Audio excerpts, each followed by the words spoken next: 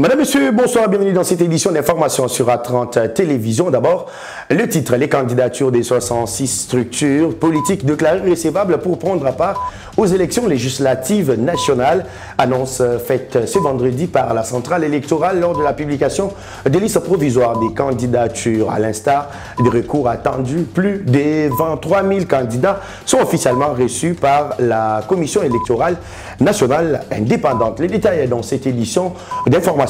Les perturbations concernées ces derniers jours en République démocratique du Congo touchent tous les pays d'Afrique centrale et même quelques-uns de l'Afrique australe. Affirmation de la RPTC qui rassure de trouver des solutions dans les meilleurs délais. C'est tout pour les titres. Les détails, c'est tout de suite. Bonsoir. Le Japon apporte son accompagnement dans le développement du secteur minier et économique en République démocratique du Congo. C'est ce qui ressort de la rencontre entre le Premier ministre congolais Jean-Michel Samalukonde et une délégation japonaise conduite par Nishimura Yasutoshi, ministre japonais de l'économie, des commerces et de l'industrie, accompagné de l'ambassadeur du Japon en République démocratique du Congo. Après ces échanges, Nishimura a souligné l'intérêt de son pays à accompagner les secteurs miniers congolais. C'était jeudi à la primature. La République démocratique du Congo est très riche en ressources naturelles. Vous avez également une population de près de 100 millions d'habitants et vous avez un fort potentiel de croissance. Et le Japon souhaite renforcer la coopération entre les deux pays. L'an dernier, nous avons accueilli Madame la ministre des Mines, Nsamba, au Japon afin d'élargir notre champ de coopération dans le domaine minier. Nous avons signé une déclaration conjointe. Et ensuite, nous avons également organisé une conférence minière au Japon. Et c'est dans ce contexte que je suis ici aujourd'hui afin d'élargir davantage notre coopération. La JOGMEC et le ministère congolais des Mines ont signé un accord afin de promouvoir davantage la coopération et avec monsieur le Premier ministre Samalanka, nous nous sommes mis d'accord également pour élargir nos coopérations. L'étape suivante serait d'envoyer une mission conjointe publique-privée japonaise à votre pays dans moins d'un an. Et ainsi, nous avons déjà eu des coopérations avec les minerais tels que le cuivre et le cobalt et nous souhaitons développer aux autres minerais tels que le lithium et notamment son exploration. Et nous nous sommes mis d'accord également avec monsieur le Premier ministre. Je l'ai annoncé dans les titres, publication par la Commission électorale nationale indépendante des listes provisoires des candidatures recevables et irrecevables aux élections législatives nationales. Selon des chiffres publiés par la centrale électorale, plus de 23 000 candidatures sont déclarées recevables. Reportage. Dans la salle Abbé Apollinaire Malumal, c'est devant le média, devant le cadre de la CENI, que le président de la centrale électorale a rendu public la liste provisoire des candidatures à la députation nationale recevables et irrecevables. Dans son discours, le président Denis Kadima a révélé que seulement 66 partis et regroupements politiques ont atteint le seuil de recevabilité contre 51. Selon Denis Kadima, au total, plus de 23 000 candidatures ont été déclarées recevables et 642 irrecevables. Comme vous le savez, la loi numéro 23/025 portant répartition des sièges promulguée le 15 juin 2023 a arrêté à 484 le nombre de sièges à la députation nationale, mettant en réserve 16 sièges pour les trois territoires de Massissi, Rutshuru et Kwamouth en proie à l'insécurité. Sur cette base, la CENI a dégagé le seuil de recevabilité de 60% correspondant à 290 sièges que chaque liste doit atteindre pour être éligible au scrutin du 20 décembre 2023. Ce seuil de recevabilité est cristallisé pour toutes les listes des partis et regroupements politiques éligibles au dit scrutin. En conséquence, lorsque la sécurité sera rétablie sur l'ensemble de ces territoires, la CENI pourra y organiser l'élection partielle à la députation nationale et seuls les partis et regroupements politiques ayant atteint le seuil pourront y participer. Le programme de la centrale électorale prévoit du 11 au 28 août 2023 les dépôts et traitements de recours en contestation des listes des candidatures à la députation nationale du 29 au 31 août, notification à la CENI des arrêts de la Cour constitutionnelle du 1er au 4 septembre, prise en compte par la CENI des arrêts de la Cour constitutionnelle et le 5 interviendra la publication par la CENI de la liste définitive des candidats députés nationaux. La CENI rappelle aux partis et regroupements politiques ainsi qu'aux candidats que les contestations relatives à la validité des candidatures sont portées devant la Cour constitutionnelle dans un délai de 5 jours. Dans le secteur des infrastructures, deux nouveaux contrats signés jeudi au ministère des Infrastructures. Le premier concerne la reconstruction du centre de l'INPP à Maluku. Les écons portent sur l'aménagement des avenues Luemba et Maître Croquet dans les communes d'Ndjili et Kimbantseki. C'était en présence du ministre des ITP, Alexis Guissard. Le projet Kinelenda, dans son volet infrastructure, prend de plus en plus de vitesse avec à ce jour plusieurs contrats déjà signés afin d'offrir aux résidents de la capitale congolaise les services de base nécessaires. La cérémonie de ce jeudi 10 août 2023 en dit long. Deux autres contrats signés s'ajoutent sur la liste. Il s'agit de celui des travaux de reconstruction du centre de l'INPP à Maluku avec l'entreprise CFEC pour 12 mois sur un montant de plus de 4 millions de dollars américains et celui de réhabilitation et d'aménagement des avenues Luemba et Maître Croquet dans les communes de Ndjili et Kimbantseki pour 20 mois avec l'entreprise SGC sur un coût de plus de 9 millions de dollars américains. Le ministre d'État, ministre des Infrastructures et Travaux publics qui a validé ce contrat décrit les travaux qui seront effectués pour les deux contrats en insistant notamment sur le respect du délai et la qualité des travaux. Pour ce qui concerne le contrat d'infrastructure en bâtiment, les travaux consisteront en la construction d'un bâtiment qui sera une salle de formation R+1, des bâtiments de laboratoire, des bâtiments pour les dortoirs et restaurants, ainsi qu'une voirie interne. Les travaux également d'électrification du site, de forage d'eau, d'aménagement du site avec un mur de clôture et une guérite seront également réalisés dans le cadre de ce contrat, sans parler d'une zone sportive et un jardin.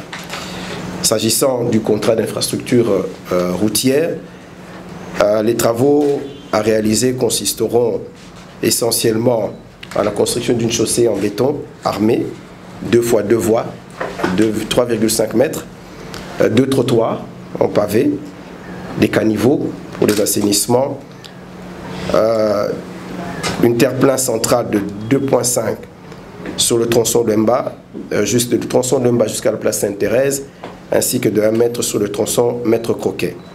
Des aires de stationnement sont également prévues sur ces tronçons. Notre souci et notre conseil aujourd'hui vis-à-vis tant des entreprises qui viennent de remporter les travaux, mais aussi tous ceux qui participent à l'accompagnement, c'est que les délais soient respectés et que cela soit réalisé en respectant bien sûr les normes de qualité. Satisfait de l'allure que prend le volet infrastructure dans le projet Kinelenda, Alexis Guissard Mouvouni précise également que le processus d'indemnisation a déjà été lancé pour l'effectivité des travaux. Il exhorte toutes les parties à plus de détermination pour le succès de ce projet. Et de son côté, le ministère des Mines proroge son protocole d'accord sur les ressources minérales dans le cadre d'un projet signé avec Kojmec, une société de droit japonaise. La signature de l'accord a eu lieu jeudi au ministère des Mines. Images et commentaires. Signature à Kinshasa, c'est jeudi 10 août 2023 du protocole d'accord entre le ministère de Mines de la RDC, représenté par le professeur Dieudonné Louis Tamboué, coordonnateur adjoint en charge des questions techniques à la CTCPM, et M.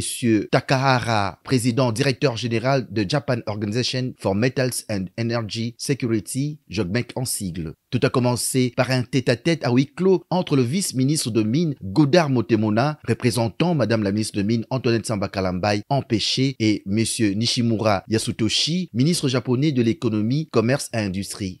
S'en est suivi la réunion élargie aux experts de 2 délégations dans la grande salle du cabinet. Au cours de leurs échanges, monsieur le vice-ministre de Mines de la RDC, tout en souhaitant de prime abord la bienvenue à son hôte japonais ainsi qu'à la délégation qui l'accompagnait, il a également circonscrit le cadre de cette réunion qui est l'aboutissement de la visite de son excellence madame la ministre de Mines Antoinette Samba Kalambayi à Tokyo en décembre 2022. Puis il a enfin salué la formation d'une centaine de géologues congolais par le Japon. Prenant la parole à son tour, monsieur le ministre Nishimura Yasutoshi a vanté les bons rapports qui existent entre les 2 pays et il a annoncé la disponibilité de son gouvernement à accompagner les efforts du gouvernement congolais sur son vouloir de quantifier la valeur marchande de son sous-sol par l'exploration de ses différents gisements. Il a ensuite déclaré que son gouvernement était très favorable à la venue des entreprises japonaises au Congo et pour ce faire, une enveloppe d'1,5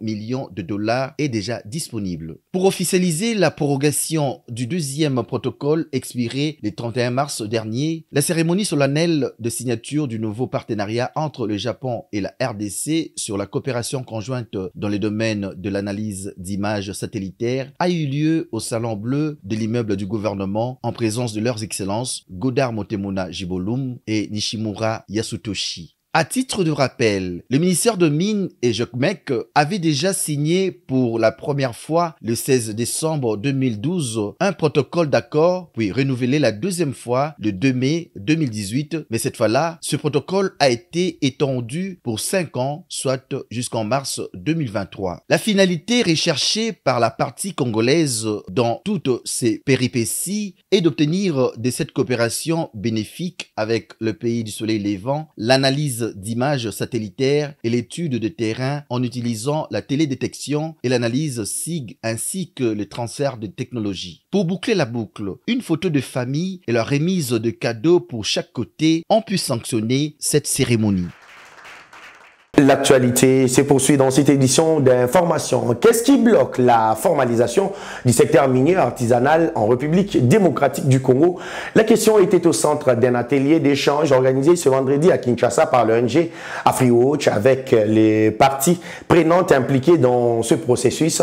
Objectif, mettre en évidence les principaux problèmes auxquels sont confrontés les mineurs artisanaux des cobalt et du cuivre en République démocratique du Congo afin du remédier. Élisée Mafou et Alfonso Mabaya étaient sur place. Et donc, ça ne donne pas la possibilité. Le processus de l'artisanat minier du cuivre et du cobalt en République démocratique du Congo est au point mort. Résultat de l'enquête de l'ONG Observatoire africain des ressources naturelles AfriWatch en sigle, menée entre 2022 et 2023 dans les zones d'exploitation minière. Enquête rendue publique au cours de cet atelier d'échange organisé à Kinshasa. Après le mot de bienvenue du directeur exécutif de l'ONG AfriWatch, Emmanuel Upula, s'en est suivi de la présentation des conclusions de l'enquête menée sur les vrais défis de la formalisation du secteur minier artisanal en RDC.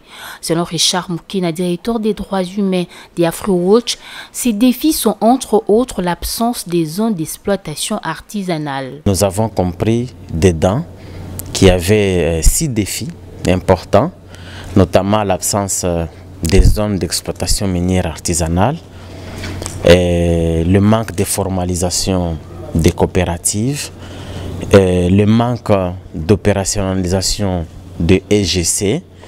Il y avait aussi la question de la multiplicité des initiatives de traçabilité qui essaient un peu d'embrouiller le processus. Et ces défis sont tellement importants. Pourquoi? Parce qu'il y a un aspect qui concerne la politisation du secteur, dont le secteur minier artisanal est pris en otage par des acteurs politiques ou des personnes politiquement exposées qui devraient accompagner sur le plan légal, sur le plan administratif, en fait, cette formalisation. Mais ce sont les mêmes acteurs qui ont pris en otage les secteurs parce qu'ils sont propriétaires des comptoirs, des coopératives. Pour aider l'artisan minier congolais de profiter au maximum de son travail, l'ONG AfriWatch a formulé une série de recommandations au gouvernement congolais, notamment définir une vraie politique dans le secteur minier et rendre opérationnelle l'entreprise générale des cobalt. Donc les recommandations sont là, il faut créer les EA, c'est une nécessité. Il faut créer des coopératives formelles et il faut que les centres de négoce puissent devenir opérationnels. Cependant, les enquêtes menées par l'ONG AfroWatch dans le secteur minier artisanal en RDC révèlent que le secteur minier est contrôlé de manière générale par les Chinois. Les perturbations de la connexion à Internet observées ces derniers jours ne concernent pas que la République démocratique du Congo. C'est ce que révèle un communiqué de ce vendredi de la RPTC, Autorité de régulation de postes et télécommunications du Congo. Ces perturbations touchent tous les pays d'Afrique centrale et même quelques-uns de l'Afrique australe, rapporte la RPTC, qui évoque pour cause des coupures importantes de la fibre optique identifiée au niveau du Caillon maritime du Congo à la suite d'un glissement de terrain ayant provoqué un effondrement des roches. La RPTC dit suivre de près la situation et rassure que les dispositions sont prises pour y remédier. À l'autorité de régulation de la sous-traitance dans les secteurs privés, le directeur général Miguel Cachal-Katembe a échangé avec la commissaire provinciale en charge des petites et moyennes entreprises de la province de Lualaba. La rencontre s'est apaisantie sur le contour du contrôle de l'ARSP annoncé dans le tout prochain jour dans cette province du Grand Katanga. Assurer une bonne collaboration entre la direction provinciale de l'ARSP, Lualaba, et le gouvernement provincial et faire respecter la loi sur la sous-traitance, cette question de grande importance pour les Lualabins a été évoquée entre le directeur général de l'ARSP, Miguel Cachal-Katembe, et la ministre provinciale en charge des PME de la province du Lualaba, Bijou Kabouita. On a échangé sur beaucoup de points. Parce que ce qui est vrai, nous avons l'ARSP au niveau de la province du Lualaba. Parce que nous voulons bien qu'il y ait une collaboration entre l'ARSP et notre ministère de l'entrepreneuriat, PMA, émergence de la classe moyenne. Et après échange avec le directeur général, il nous a rassurés, il nous a encouragés. Il a encouragé notre démarche et il dit que nous tous, nous travaillons pour l'intérêt public. De cet échange, il se dégage la mise en place d'un cadre de collaboration entre le gouvernement provincial du Lualaba et la direction de l'ARSP, ainsi que le contrôle qui sera effectué dans les entreprises dans cette partie du pays. Pour la ministre, l'accompagnement de l'exécutif provincial dans le contrôle des entreprises du Lualaba suscite l'espoir et rassure les bénéficiaires qui sont les sous-traitants lualabais. De cette façon que l'on pourra matérialiser la vision du chef de l'État, Félix Antoine Tshisekedi Tshilombo, celle de créer la vraie classe moyenne congolaise, ce qui permettra la création des millionnaires congolais. Dans un autre chapitre à présent, des artistes et vendeurs d'œuvres d'art de la 7e rue Limité, parmi les moins satisfaits de retombées de jeux de la francophonie dans leur secteur. Pour eux, les autorités ont tiré des conséquences de jeux de la francophonie pour améliorer la situation aux prochaines manifestations qui pourra accueillir la République démocratique du Congo. Ils l'ont fait savoir au micro des non-reporters.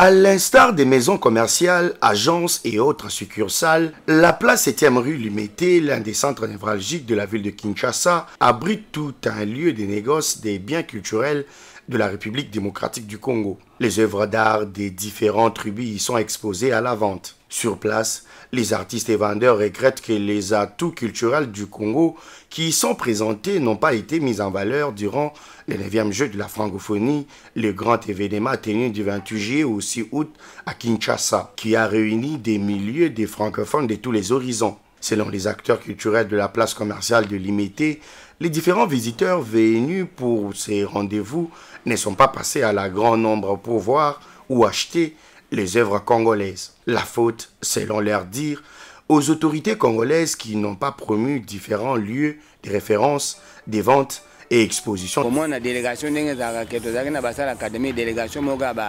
francophonie, la francophonie, entrée zalaki na bango mais engouement penza ya kosomba art ndenge ezalaka penza ezalaki nango penza te oya soki carte oya pesa invitation akende kuna teka aoteka na ye mais biso ba pesa biso te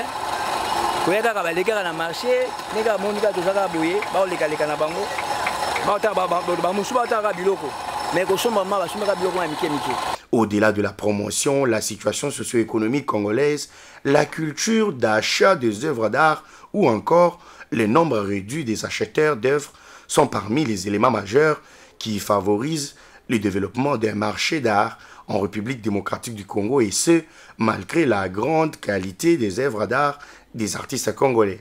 C'est-à-dire pour toujours défendre, c'est-à-dire la critique et ambo cannabiso. Vous comprenez? Critique et ambo cannabiso. Nous défendons notre critique. Aux hommes. Dans le Congo, nous avons 450 ethnies. Chaque ethnie bazana, ba art na bango basala. Ce sont les églises des réveils. Oh, ba diabolisé peut-être pour bason baga art.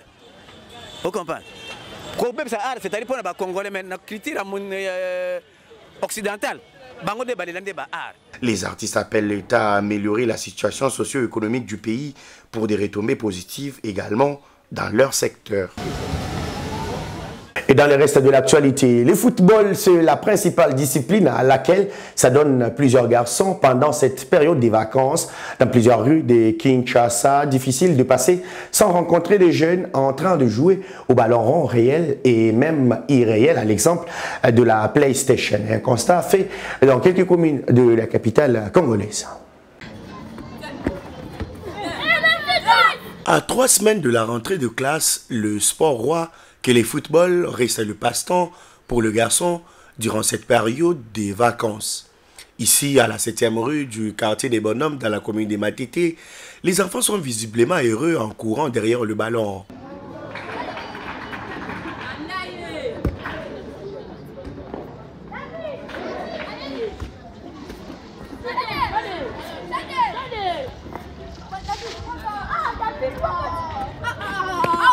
Même constat dans la commune de Kinshasa ou encore de Lingwala, comme quoi les vacances se passent de belles manières. Les vacances se passent bien, on prend du temps à jouer aussi, à se laver.